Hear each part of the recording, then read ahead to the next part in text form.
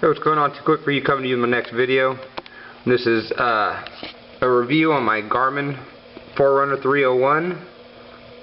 So let me go and get this thing turned on.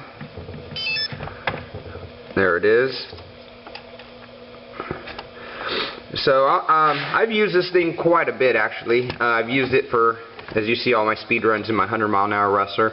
I've been doing testing on this 70-mile-an-hour rustler.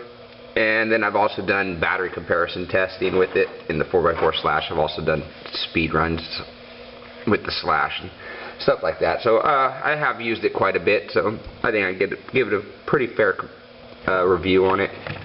So the one thing it does take a while to pick up GPS signal. Here in the garage, so it will not pick up signal in the garage. So I'm just going to go ahead and skip ahead of the.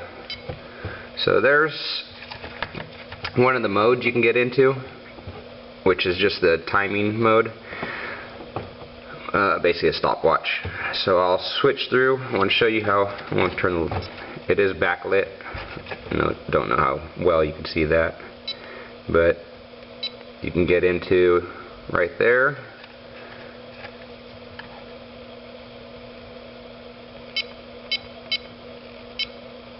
Go down to settings. Go down to other,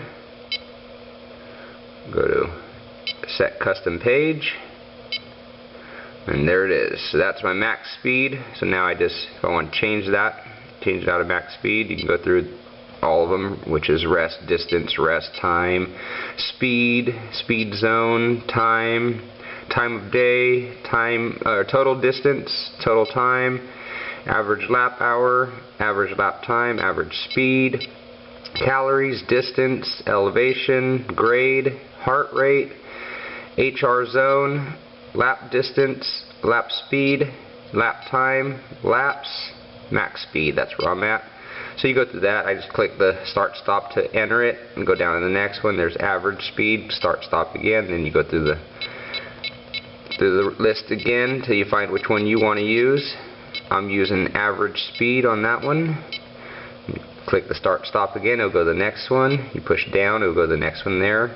So now I'm on total distance. I use total distance.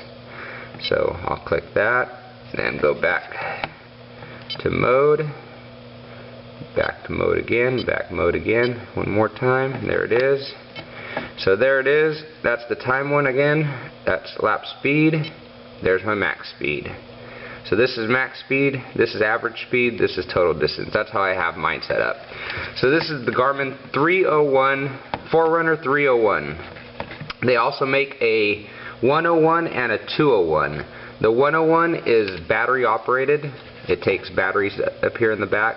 The 201 and the 301 both have this little tab with the port, and it runs off of a wall charger that is included with the Garmin most of the time, unless you're getting it used and they don't include the charger, but most, it's supposed to come with the charger. And then has this handy strap that I've crashed this thing at 102, 98, 99. I've crashed quite a bit with this thing on, and this strap is very, very tough. The way I run it the way I will be running it in this car, I'll just be running it under the front tower. Then I'll go like this, and I'll wrap this physically back through this loop here, and then just hook it on upside down like that. So it'll be like that on this car is how I'll be running it. Excuse me. On my 100-mile-an-hour rustler, imagine this is the 100-mile-an-hour rustler. I have the batteries the same way in that car, but this one I put on top like that, and then it's strapped down. But of course it's all even and everything on my 100-mile-an-hour.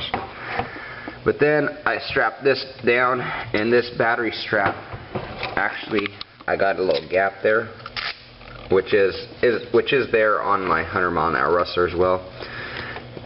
I run this under the battery. Sorry about the close-up of the body clip. You need two hands to do this one. Alright, I run the strap itself under the battery then up through, and back around, and I strap it down to the top battery is how I do it on my 100 mile an hour rustler, as you guys seen that, I'm sure. What I like about the Forerunner is its size, just strictly its size. It's so convenient that it's this small. I mean, you can see how small it is compared to my hand. Like literally, I would be able to take, if I wanted to, I could take the strap off, put some double-sided tape on there, and I could stick it down right here if I wanted to, or I could stick it on the battery. Oh, started my timer. But or I could stick it down here. There's multiple places if I took the strap off, but with the strap on, I just feel more secure.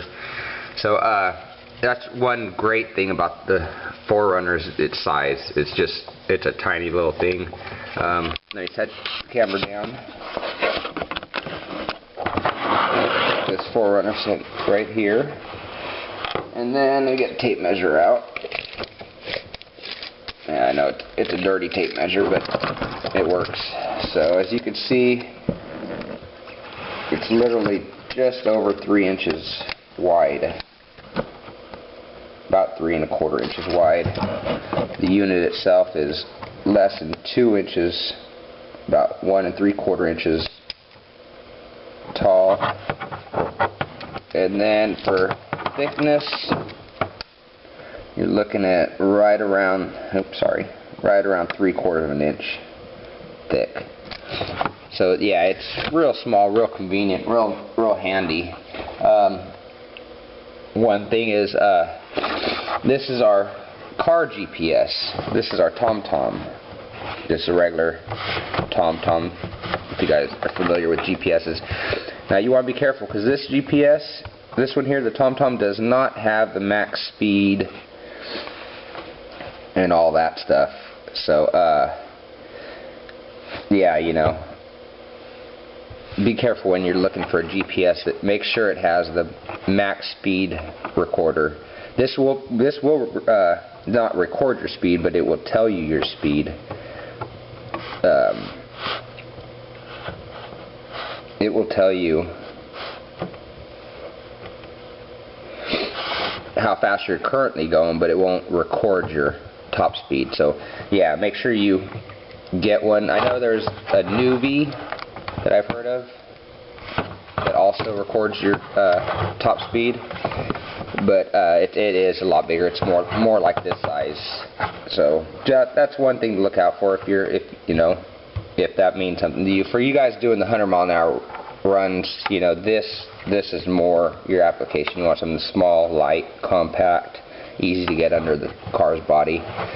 This, yeah, with maneuvering and help and stuff, I'm sure you could find places for it and then figure out how to strap it down. But I mean, you can see the size of that on there. So yeah, there it is in a nutshell on the Garmin the Forerunner 301. Like I said, the 201 and the 101 are the same as this. The 101's battery operated. The 201, 301 are rechargeable.